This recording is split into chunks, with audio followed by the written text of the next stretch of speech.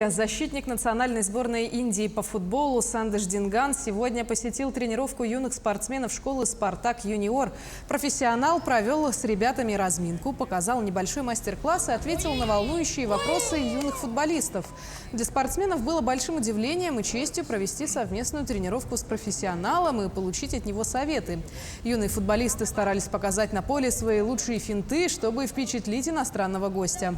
По мнению руководства школы, подобные встречи положительно влияют на игровой настрой спортсменов и в целом укрепляют командный дух юных футболистов.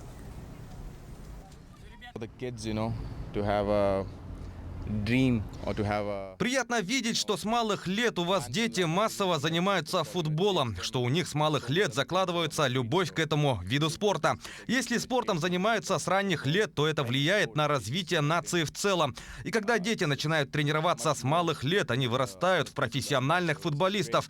Я не знаю, сколько в России таких школ. Надеюсь, так же много, как и в Индии, где при каждом клубе есть детская школа. Я и сам в будущем планирую открыть свою футбольную школу.